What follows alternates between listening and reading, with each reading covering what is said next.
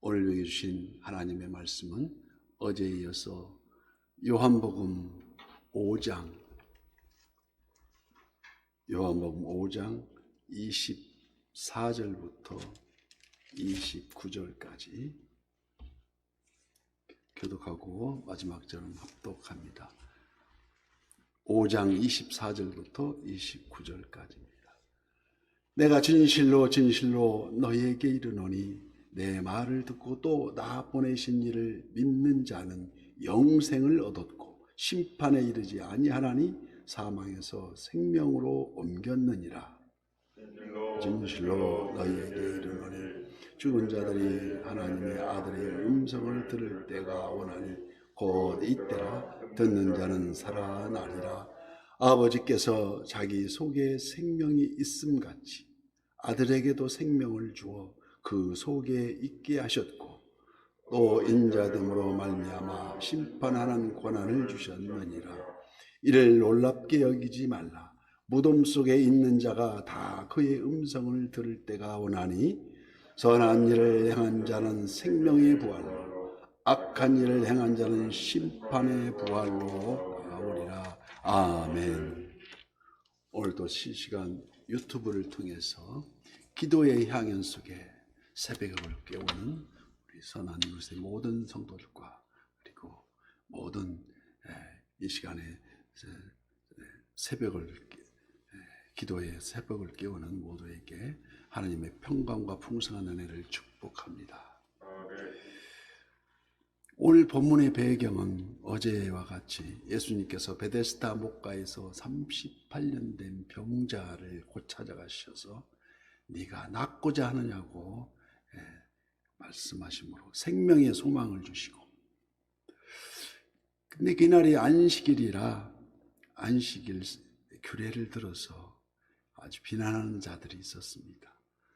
이들을 꾸짖어서 안식일의 주인이 하나님께 있음을 당당히 선포하신 후에 오늘 보면 24절 말씀부터 내가 진실로 진실로 너희에게 이른다는 말씀과 같이 또 25절에서도 진실로 진실로 너희에게 이르노니, 얼마나 중요하면 진실로를 거듭합니까?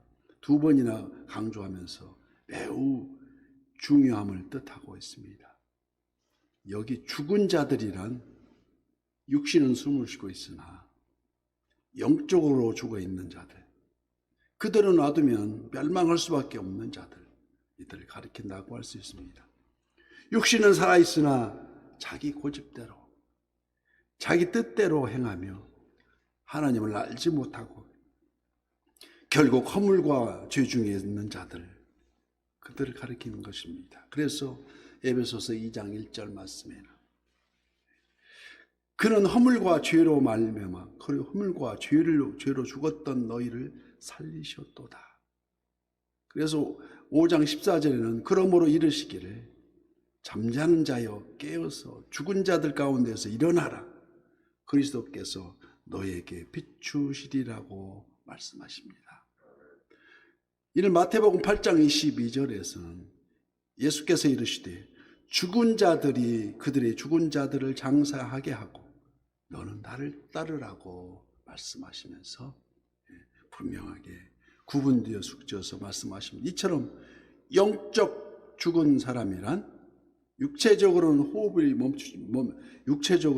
멈추면 생명이 끝나듯이 하나님과의 영적 호흡, 즉 하나님과의 교통이 단절된 하나님과의 대화가 바로 기도인데 그 기도의 라인이 끊겨진 자를 말한다고 할 수 있습니다.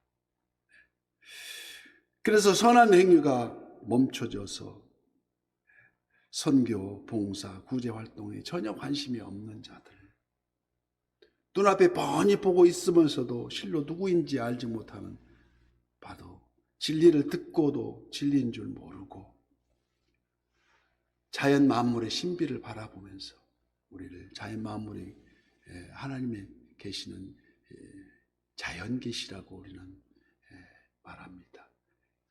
자연이 흐르는 오늘이 4월 30일 마지막일이고 내일이 5월 1일인데 이 흐르는 자연을 보면서도 하나님이 계신 것을 의식하지 못하고 그래서 하나님께서 특별 계시를 또 우리에게 주시지 않았습니까? 특별 계시란 우리 정경 66권을 따라서 특별히 하나님께서 하나님의 모습을 보여주시는 게 계시인데 그 계시를 우리에게 그 시대의 징조를 보고 있으면서도 하나님을 의식하지 못하고 또 주님의 재림에 대해서는 전혀 관심이 없는 바로 이 영적 죽음이라고 성경은 말합니다.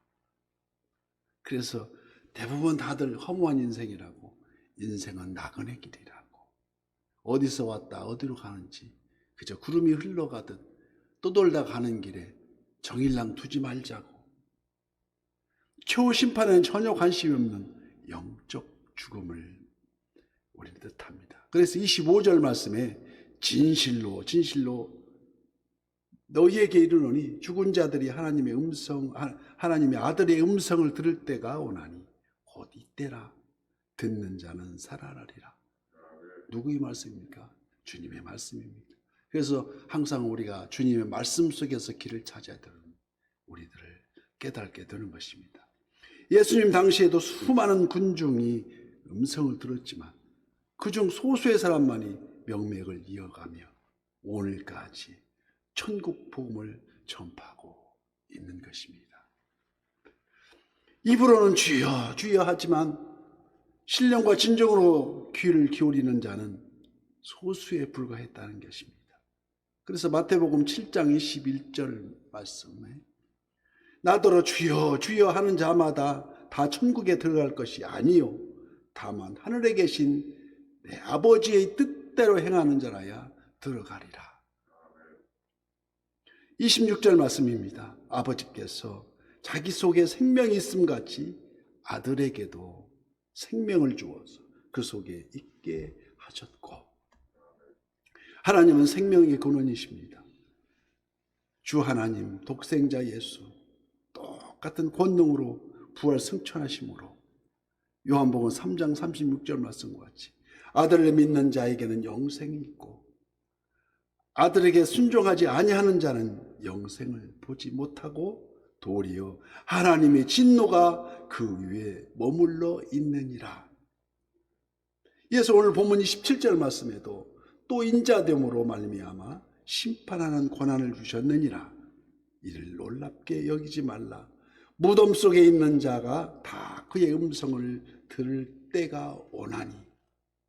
여기 무덤 속에 있는 자란 잘 알다시피 히브리서 9장 27절 말씀, 한 번 죽는 것은 사람에게 정해진 것이요 그 후에는 반드시 심판이 있으리라는 말씀입니다.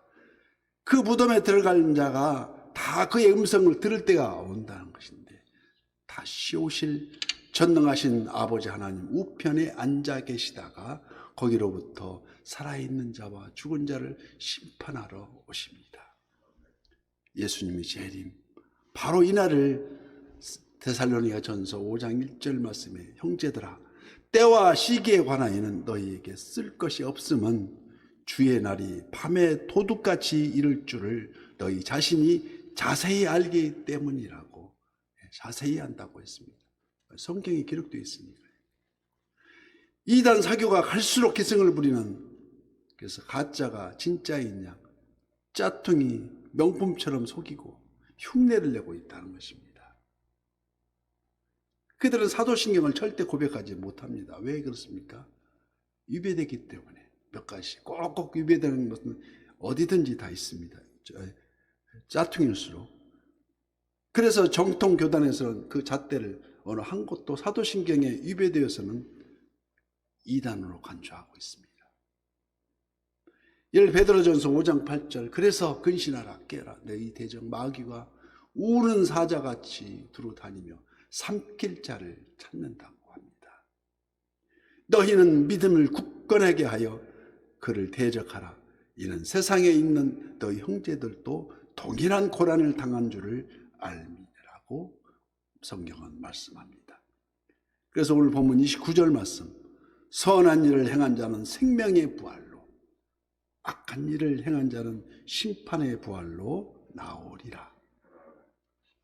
즉 그날에 나아가는 두 갈래 길에 있는데 오늘 성경에서 또 우리 강조하고 있는 한 길은 생명의 부활이요 한 길은 심판의 부활이라. 거듭남의 영성. 어떤 영성입니까? 바로 우리 가슴에, 우리 마음에 말씀이 육신이 되어 우리 가운데 거하신, 우리가 그의 영광을 보니 아버지의 독생자의 영광이요 은혜와 진리가 충만하더라. 그 은혜의 힘을 입어서 그 영원한 생명은 바로 영생입니다. 영원한 생명. 그의 반대는 죽음은 끝나는 게 아니라 반드시 심판이 임한 대조되는 영벌, 꺼지지 않는 영원한 지옥불. 우리 형제들로 하여금 이 길만은 절대 가지 않도록 우리는 말씀 속에서 아브라함의 품에 안긴 거짓 나사로에게 액을 하는 지옥불에 떨어진 그 어느 부자의 음성을 기억하여야 합니다. 인본주의가 팽배해진 황금 만능의 기승을 부리는 이 시대에 교회가 지옥과 심판을 들춰내기를 꺼려하고 있습니다. 기복신앙 때문에. 예수 믿으면 복 받는다는 기복신앙. 오직 귀에 쏠깃한 기복신앙만을 한다면 이는 마치 불 위에 올려진 가마솥에 개구리 한 마리 집어넣어놓고 그 개구리 추운데 따뜻해지니까 샤워하는, 사우나 하는 줄 알고 계속 멈춰 있다가 부글부글 끓는 물속에서 지옥불에 사라져가는 똑같은 그런 현상을 나타내고 있습니다. 그 용기가 점점 뜨거워져 서서히 죽어가는 줄도 모르는, 그저 안일함에 젖어 있는 우리 모두가 아닌 것인지, 이 귀한 생명을 얻는 우리가 먼저 바른 생명, 바른 복음을 전한, 그래서 복음이 부끄럽지 않도록 때를 얻든지 못 얻든지 죽어가는 나의 이웃들을 선한 영향력을 맺히는 우리 선한 이웃의 모든 지체가 되어서 각기 우리 주님이 주신 달란트대로 오늘도 새벽을 깨우리로다.